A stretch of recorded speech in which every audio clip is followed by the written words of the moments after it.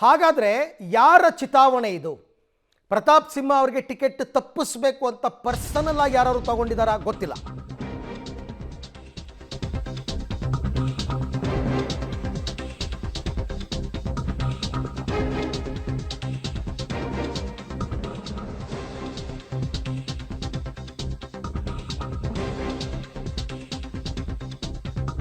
Political operation ಮಾಡ್ತಾ BJP ಅಂತ ಪ್ರಶ್ನೆ.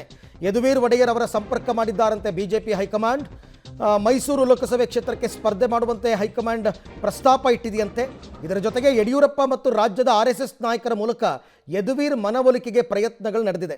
ಪ್ರತಾಪ್ ಸಿಂಹ ಹೆಸರಿನ ಜೊತೆಗೆ ಯದುವೀರ್ ಹೆಸರು ಶಿಫಾರಸ್ಸಾಗಿದೆ. ಅಮಿತ್ ಶಾ ನೇತೃತ್ವದಲ್ಲಿ ನಡೆದ ರಾಜ್ಯ ನಾಯಕರ ಸಭೆಯಲ್ಲೇ ಈ ಹೆಸರು ಶಿಫಾರಸ್ಸಾಗಿದೆಯಂತೆ. ಈಗ ಸದ್ಯಕ್ಕೆ ಮೋದಿ ಕೈಯಲ್ಲಿದೆ ಪ್ರತಾಪ್ ಸಿಂಹ ಭವಿಷ್ಯ. ಯಾಕೆಂದರೆ ಇನ್ನೂ ಕೂಡ ಕರ್ನಾಟಕದ ಪಟ್ಟಿ ಬಿಡುಗಡೆ ಆಗಿಲ್ಲ. ಈ ಬಗ್ಗೆ ಮತ್ತಷ್ಟು ಮಾಹಿತಿ ನನ್ನ ಕೊಲೀಗ್ ಮಸೂದ್ ಅವರಿಂದ ಪಡ್ಕೊಳ್ಳೋಣ. ಮಸೂದ್, ಬೇರೆ ಬೇರೆ ಕಾರಣಗಳು ಕೇಳಿ ಬರ್ತಾ ಇದೆ ಪ್ರತಾಪ್ ಸಿಂಹ ಅವರಿಗೆ ಟಿಕೆಟ್ ಮಿಸ್ ಆದರೆ ಏನು ಅಂತಂದ್ಬಿಟ್ಟು. ಅದನ್ನು ಹೊರತುಪಡಿಸಿ ಯಾರು ಇದನ್ನು ಪರ್ಸನಲ್ ಆಗಿ ತಗೊಂಡು ಪ್ರತಾಪ್ ಸಿಂಹಗೆ ಆಗದವರು ಏನಾದರೂ ಟಿಕೆಟ್ ಮಿಸ್ ಮಾಡಿಸ್ತಾ ಇದ್ದಾರಾ, ಪ್ರಯತ್ನ ಪಡ್ತಾ, ಆ ಥರದ್ದು ಏನಾದ್ರು ಡೆವಲಪ್ಮೆಂಟ್ಸ್ BJP ಆಂತರಿಕ ವಲಯದಲ್ಲಿ ನಡೆದಿದೆಯಾ ಅಂತ?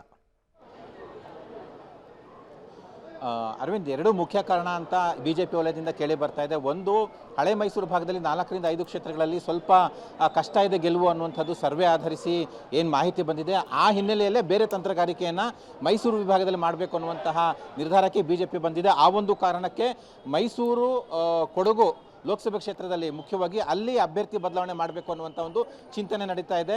ಏನು ಅಚ್ಚರಿ ಅಂತಂದರೆ, ಯದುವೀರ್ ಒಡೆಯವರವ್ರನ್ನ ಈ ಬಾರಿ ಲೋಕಸಭೆ ಕ್ಷೇತ್ರದಲ್ಲಿ ಕಣಕ್ಕಿಳಿಸಿ ಆ ಸುತ್ತಮುತ್ತಲಿನ ಲೋಕಸಭೆ ಕ್ಷೇತ್ರಗಳಲ್ಲಿ ರಾಜಕೀಯವಾಗಿ ಲಾಭ ಮಾಡ್ಕೋಬೇಕು ಅನ್ನುವಂಥ ಒಂದು ಲೆಕ್ಕಾಚಾರ. ಇನ್ನೊಂದು, ಪ್ರತಾಪ್ ಸಿಂಹ ಅವರಿಗೆ ಸ್ಥಳೀಯವಾಗಿ ಸ್ವಲ್ಪ ವಿರೋಧ ಬರ್ತಾ ಇದೆ.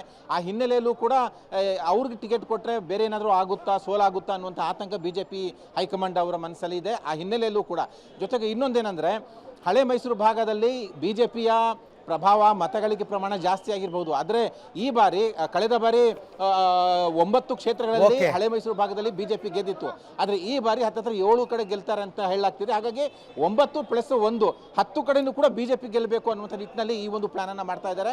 ಯಡಿಯೂರಪ್ಪನವರು ಮತ್ತೆ RSSನ ಹಿರಿಯ ಮುಖಂಡರೊಬ್ಬರು ಯದುವೀರ್ ಅವರ ಮನವೊಲಿಕೆ ಮಾಡಿದ್ದಾರೆ ಅಂತ ಕೂಡ ಹೇಳಲಾಗ್ತಿದೆ. ಬಹುತೇಕ ಖಚಿತ ಆಗಿದೆ. ಅಂತಿಮವಾಗಿ ತೀರ್ಮಾನ ಮಾಡಬೇಕು, ಅಧಿಕೃತವಾಗಿ ಘೋಷಣೆ ಮಾಡಬೇಕು. Aravind, okay, thank you Masood ತಮ್ಮ ಎಲ್ಲ ಮಾಹಿತಿಗಾಗಿ. ಬಟ್ ನೋಡೋಣ, ಈಗ ಇನ್ನೂ ಪಟ್ಟಿ ಬಿಡುಗಡೆ ಆಗಿಲ್ವಲ್ಲ, ಮೈಸೂರದ್ದು ಏನಾಗುತ್ತೆ ಅಂತ ಕಾದು ನೋಡೋಣ.